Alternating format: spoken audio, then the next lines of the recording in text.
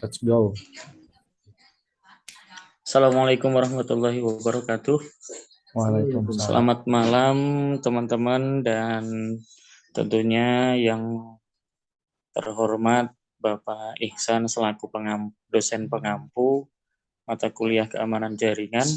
Pada kesempatan ini kita dari kelompok 2 ingin memaparkan tentang tema ataupun topik ekonomi, di mana teman-teman yang satu kelompok ini ada Kang Almi, kemudian ada Kang Digo, kemudian ada Kang Ihsan, ada Teh Lavinda, dan saya sendiri, kemudian ada Kang Vicky, dan ada Kang Wawan.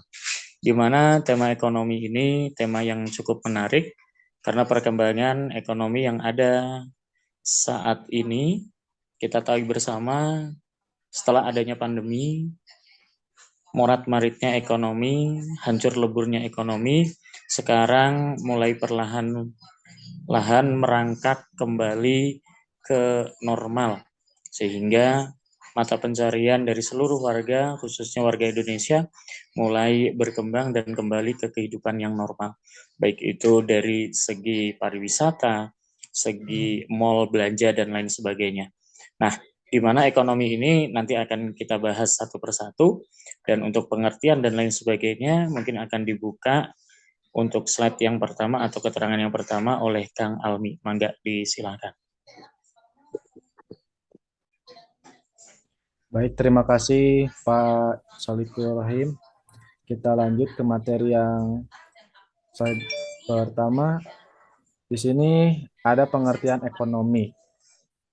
Ekonomi termasuk kata benda yang dikutip dari KBBI, memiliki makna yaitu pemanfaatan tenaga, waktu, barang, jasa produksi, dan hal-hal lainnya yang termasuk berharga. Sedangkan ekonomi itu termasuk kata sifat adjektif, memiliki makna ekonomis atau memiliki keterkaitan atau hubungan dengan ekonomi. Nah, adapun ekonomi dalam keamanan jaringan merupakan studi tentang bagaimana ekonomi mempengaruhi dan dipengaruhi oleh keamanan jaringan. Ekonomi juga dapat digunakan untuk menganalisis bagaimana insentif ekonomi dapat digunakan untuk mendorong perilaku yang lebih aman dalam jaringan. Lanjut, next kedua, dipersilahkan. Kang Digo, silakan. Oke. Mangga silakan untuk Kang Ihsan ya. Digo. Kang Digo. Baik, saya akan melanjutkan materi dari Pak Almi tentang manfaat ekonomi dalam konteks ekonomi. Pertama, analisis biaya manfaat adalah berguna untuk mengevaluasi opsi solusi dari segi biaya untuk keamanan jaringan dan pengambilan keputusan dalam pengelolaan risiko. Biasanya digunakan untuk memodelkan keamanan jaringan agar sesuai dengan anggaran yang tersedia. Analisis pasarnya digunakan untuk mengevaluasi pasar produk dan jasa keamanan sehingga pasar dapat beroperasi secara efisien. Selanjutnya, mendorong perilaku yang lebih aman.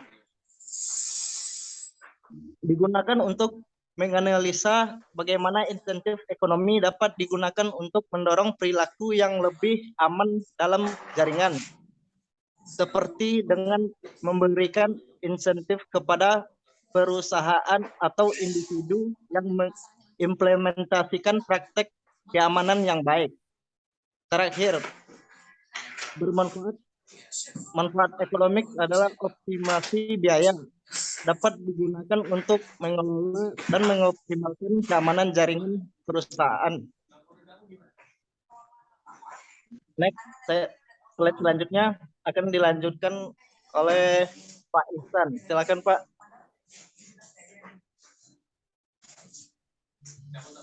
Baik, terima kasih kepada Pak Digo. Pertama-tama saya meminta maaf karena nggak bisa open mic dikarenakan sedang di jalan. Di sini saya akan Open cam. pakai apa ya, maaf Pak. Saya akan menjelaskan tentang ancaman cyber security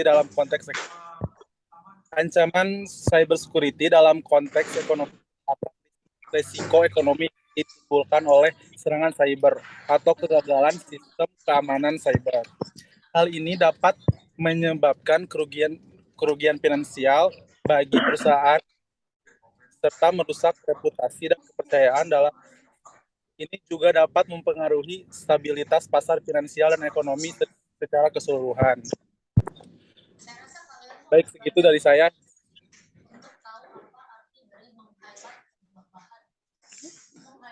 Silakan untuk next slide, Teh Lavinda.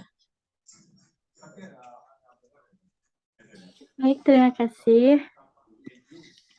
Saya akan menjelaskan tentang contoh studi yang dilakukan oleh Microsoft dan Frost dan Sullivan mengungkapkan bahwa yang pertama ada organisasi berskala besar di Indonesia kemungkinan dapat mengalami kerugian ekonomi sebesar 16,3 juta US dollar, 200 kali lebih besar dari kerugian ekonomi rata-rata sebuah organisasi skala menengah. Yang kedua, ada serangan keamanan cyber telah mengakibatkan hilangnya pekerjaan di hampir 7 dari 10, yaitu 69% organisasi pada tahun lalu. Yang ketiga, ada kekhawatiran tentang keamanan cyber yang menghambat rencana transformasi digital yang semakin vital bagi perusahaan dengan diumumkannya rencana kerja Making Indonesia 4.0 oleh Presiden Joko Widodo dan Kementerian Perindustrian. Dan yang terakhir, berbagai organisasi semakin banyak memanfaatkan teknologi AI untuk memperkuat strategi keamanan cybernya.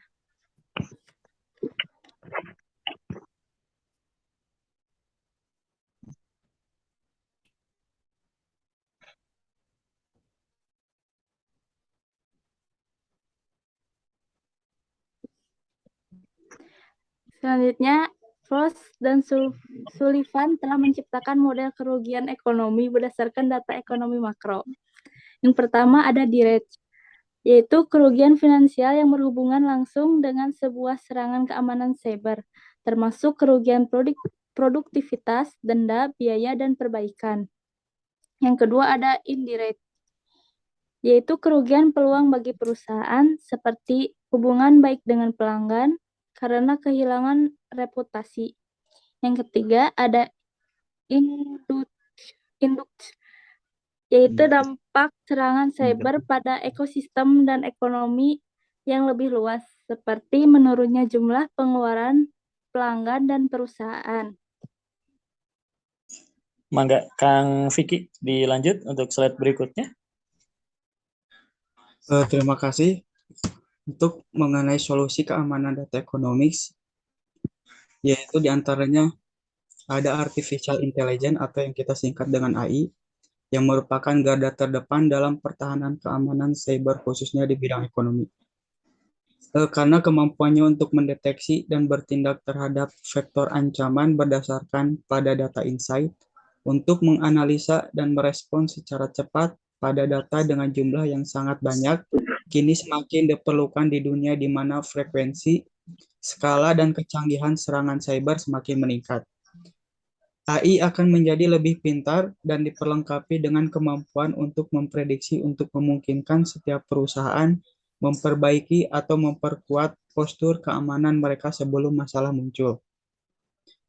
Memberi kemampuan bagi perusahaan untuk menyelesaikan setiap tugas seperti mengidentifikasi serangan cyber, menghilangkan ancaman berbahaya, dan memperbaiki bugs lebih cepat dari manusia, membuatnya menjadi elemen yang sangat semakin dibutuhkan untuk strategi keamanan cyber setiap perusahaan. Next. Oke, di sini ada 6 cara terbaik yang dapat dilakukan untuk meningkatkan pertahanan mereka terhadap ancaman keamanan cyber. Yang pertama itu memposisikan keamanan cyber sebagai sebuah penggerak transformasi digital. Tidak terhubungnya praktik keamanan cyber dan upaya transformasi digital membuat frustasi para pekerja. Poin kedua di sini terus berinvestasi dalam memperkuat dasar keamanan. Nah, lebih dari 90% serangan cyber dapat dicegah dengan memelihara praktik-praktik dasar terbaik. Poin ketiga, memaksimalkan keterampilan dan peralatan dengan memanfaatkan peralatan terintegrasi terbaik untuk memaksimalkan penanganan tanpa resiko penggunaan terlalu banyak alat dan kompleksitas bagi lingkungan. Yang keempat, memilih platform awan yang konsisten dan aman, termasuk model hybrid cloud. Serangan pada keamanan cyber melibatkan pembobolan data dan dapat dihindari dengan menyimpan data pada sistem komputasi awan yang konsisten dan lingkungan on-premise. Yang kelima, penilaian, pemeriksaan, dan kepatuhan berkala. Nah, setiap penilaian dan peninjauan sebaiknya dilakukan secara teratur untuk menguji apakah ada celah yang muncul sementara organisasi dengan cepat bertransformasi dan menutup celah-celah tersebut. Yang terakhir di sini, memaksimalkan penggunaan AI dan otomasi untuk meningkatkan kemampuan dan kapasitas. Dengan kurangnya ketersediaan kapabilitas keamanan, setiap organisasi perlu melihat pada otomasi dan AI untuk meningkatkan kapabilitas dan kapasitas operasi keamanan mereka. Next, Pak Iko, silakan.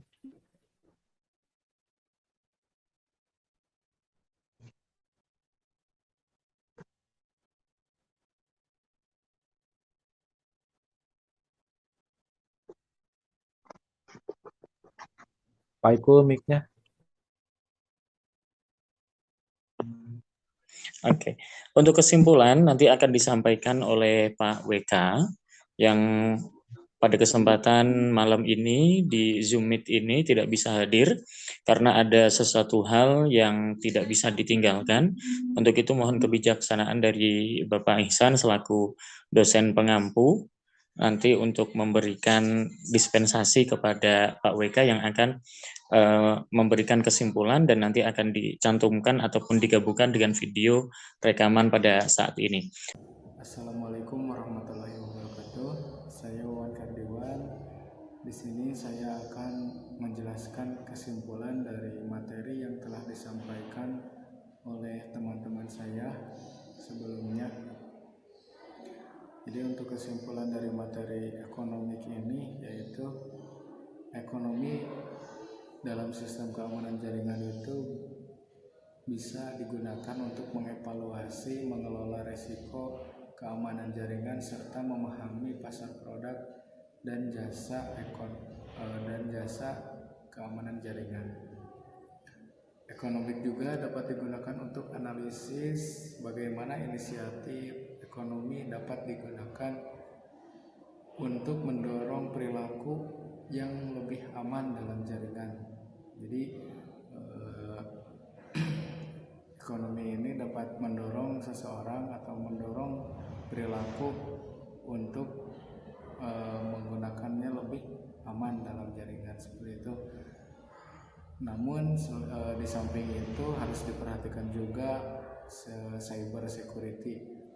Kenapa? Karena dapat mempengaruhi pasar, produktivitas, stabilitas ekonomi, sehingga si cyber security ini perlu diidentifikasi dan diantisipasi dengan baik supaya tidak terlalu berpengaruh atau supaya bisa diminimalisir kejahatan atau cyber security ini. Mungkin kesimpulan dari saya atas penjelasan teman-teman saya atau dari materi ini mungkin dicukupkan sekian. Mohon maaf bila masih banyak kekurangan. Assalamualaikum warahmatullahi wabarakatuh. Pada dasarnya ekonomi yang katakanlah 2 tahun yang lalu begitu terpuruk, begitu pula dengan ekonomi global juga begitu terpuruk, meskipun ekonomi yang secara langsung ataupun yang tidak langsung, katakanlah menggunakan media sosial atau platform 4.0 dan lain sebagainya, alhamdulillah sekarang sudah mempunyai dan sedikit meningkat sehingga seluruh penggiat ekonomi bisa merasakan bagaimana hal-hal yang harus dirasakan sebelumnya. Mungkin itu nanti untuk kesimpulan kembali ke Pak WK. Dan mungkin kita tutup saja untuk kesempatan kali ini di presentasi yang luar biasa di kelompok yang kedua tentang ekonomi. Mudah-mudahan dapat diterima. Dan mohon maaf atas segala kekurangan dan kesalahan. Kita akhiri dan kita tutup bersama dengan bacaan hamdalah. Alhamdulillahirabbil alamin. Dan kita pamit undur diri. Akhir kata, wabillahi taufiq wal hidayah wal afu minkum. Assalamualaikum warahmatullahi wabarakatuh. Waalaikumsalam warahmatullahi wabarakatuh. Waalaikumsalam warahmatullahi wabarakatuh.